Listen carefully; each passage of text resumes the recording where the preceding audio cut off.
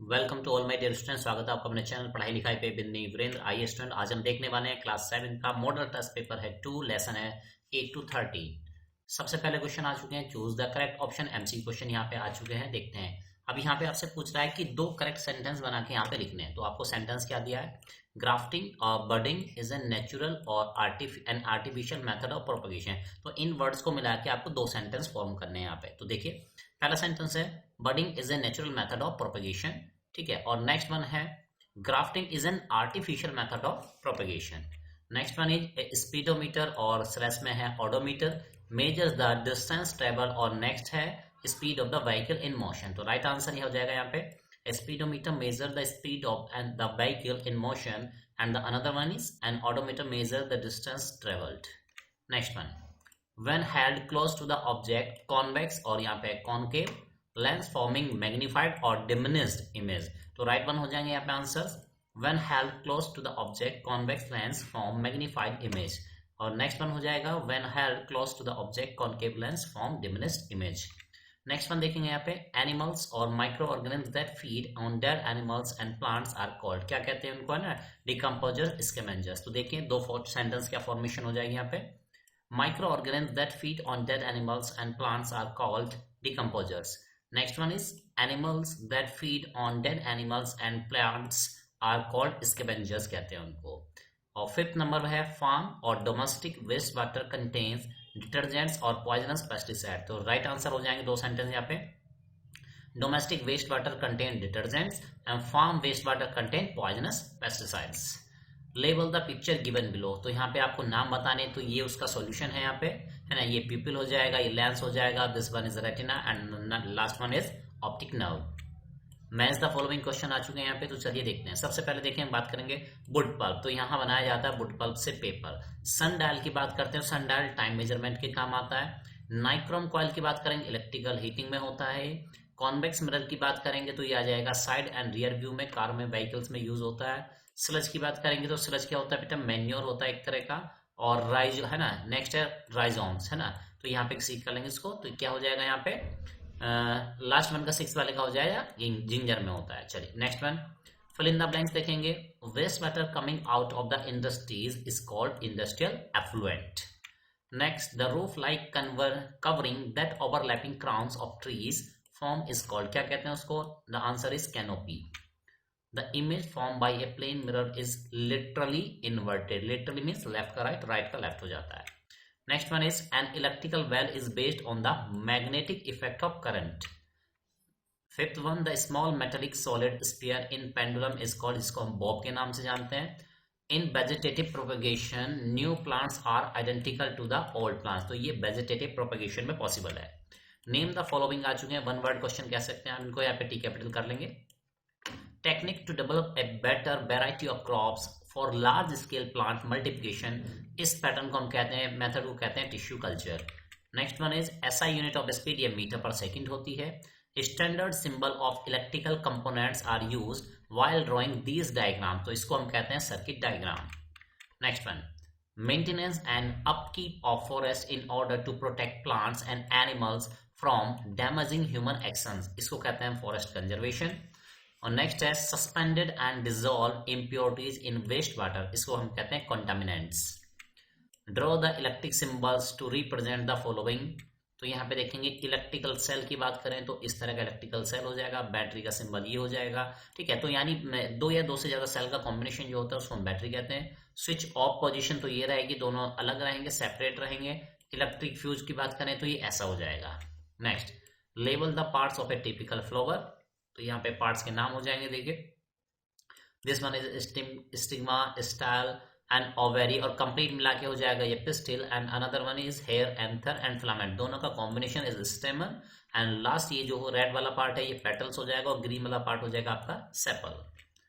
Complete the analogy complete करनी है, जिस तरह से रेडिएटर होते हैं heating effect of electric current देते हैं, ठीक उसी तरह से इलेक्ट्रिक बेल जो होती है वो magnetic effect of electric current produce करती है। नेक्स्ट, ये उस पर बेस्ड होती हैं। जैस्मिन, यहाँ पे मॉथ आ जाएगा। मेज फ्लावर्स की बात करें तो विंड। नेक्स्ट, कॉन्वेक्स लेंस तो मैग्नीफाइड ग्लास होता है, कॉनकेव लेंस ऑप्टिकल इंस्ट्रूमेंट्स में यूज किया जाता है। आंसर द फॉलोइंग क्वेश्चन यहाँ पे आ चुके हैं। First one is briefly explain the working of an electric bell. Electric bell की आपको वर्किंग एक्सप्लेन करनी है। यहाँ पे क्या एक्सप्लेन करनी है? इलेक्ट्रिक बेल की वर्किंग। तो चलिए देखते हैं। When the push button switch is pressed, electric current flows into the coil and create an electromagnet। तो यहाँ पे कहा गया है कि भाई जैसे ही स्विच ऑन किया जाता है, ये स्विच ऑन किया जाएगा, ठीक है, तो आप देखेंगे यहाँ पे करंट फ्लो करना शुरू कर देगा, इस डायरेक्शन से करंट आएगा, और ये जो आपने यू शेप कैसे रखी है तो इसके चारों तरफ ऐसे वाइंडिंग में क्या होगा? करंट फ्लो करना स्टार्ट कर देगा। The electromagnet attracts the armature towards itself and hammer, which is attached to the soft iron armature, hits the gong and produce a ringing sound। अब यहाँ पे डायग्राम में देख लेंगे तो भाई देखो, जैसे ही इलेक्ट्रोमैग्नेट बनेगी, अब इलेक्ट्रोमैग्नेट बनेगी तो इस पे एक फोर्स लगेगा, इस डायरेक्शन में फोर्स लगेगा, तो क्या होगा? ये हैमर इस गोंग की तरफ जाएगा और इसको हिट करेगा, तो एक रिंगिंग साउंड यहाँ पे प्रोड्यूस होने वाली है। ठीक है, चलिए। At this point, the electric circuit breaks and the electric current stop flowing in the circuit। अब ऐसे पॉइंट पे क्या हो जाएगा? देखिए, जैसे क्या होगा, यहाँ पे ये इससे टच होगा, तो उस पॉइंट पे क्या होगा कि भाई इस पे आगे फोर्स लगेगा, तो डेफिनेटली यहाँ पे जो टच हुआ था ये है ना, यहाँ से इसका सर्किट टूट जाएगा। क्या हो जाएगा? ये सर्किट ब्रेक हो जाएगा, तो यहाँ पे करंट, ये सर्किट कंप्लीट नहीं होगा तो करंट फ्लो करना बंद कर जाएगा। करंट फ्लो करना बंद होगा तो मैग्नेटिक फोर्स लगना बंद हो जाएगा, ये फिर से उसी पोजीशन में वापस रिवर्स हो जाएगी। ठीक है, चलिए। The electromagnet loses its magnetism, इसका मैग्नेटिज्म खत्म हो जाएगा। As a result the spring pulls back the armature, इसकी वजह से स्प्रिंग पुल कर लेगा किसको? आर्मेचर को, यानी आर्मेचर क्या हो जाएगी? फिर से वापस आ जाएगी अपनी पोजीशन में। चलिए नेक्स्ट देखते हैं। This again establish A contact in the circuit, इस तरह फिर देखेंगे, फिर से इसमें एक सर्किट का कनेक्शन हो जाएगा। When the switch is press, फिर से स्विच जब प्रेस करेंगे हम, this make and break circuit gives rise to good quality of sound. ठीक है, तो यहाँ पे बताएगा this makes and break circuit gives rise to good quality of sound in electric bell, तो इसकी वजह से इलेक्ट्रिक बेल में एक अच्छी क्वालिटी की साउंड प्रोड्यूस होती है। The second one is why are forest called the green lungs of our planet. Forest को हमारे प्लैनेट का ग्रीन लंग्स क्यों कहा जाता है?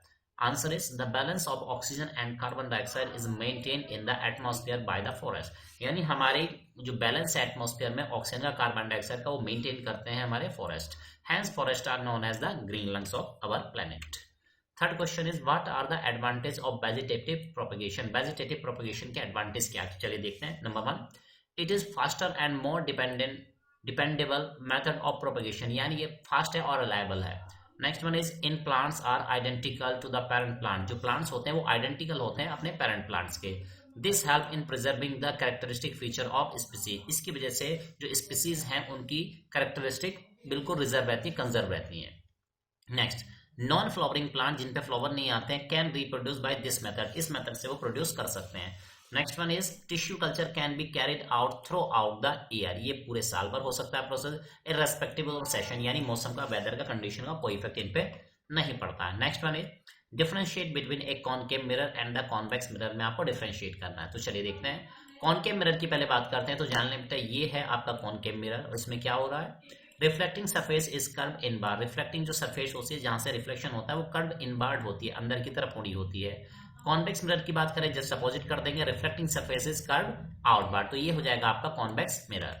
नेक्स्ट वन देखेंगे, describe arteries, what is their function. Arteries आपको डिस्क्राइब करनी कि क्या होती हैं आर्टरीज और उनका काम क्या है, फंक्शन क्या है। तो चलिए जानते हैं। Arteries have thick elastic walls, ये थिक इलास्टिक वॉल्स होती हैं, and are located deep under the skin, और ये स्किन के अंडर होती हैं। The walls of the arteries are thick and the elastic to withstand the flow of blood. ठीक है, और ये क्या होती हैं? आर्टरीज थिक होती हैं, इलास्टिक होती हैं, withstand to flow the blood from the heart, और ब्लड फ्लो करता है जो हार्ट से एट हाई प्रेशर पे, उसको झेल सकती हैं, बर्दाश्त कर सकती हैं। Arteries carry blood from the heart, ये हार्ट से ब्लड को कैरी करके लेके जाती हैं to the various part of the body, body के डिफरेंट डिफरेंट पार्ट्स तक।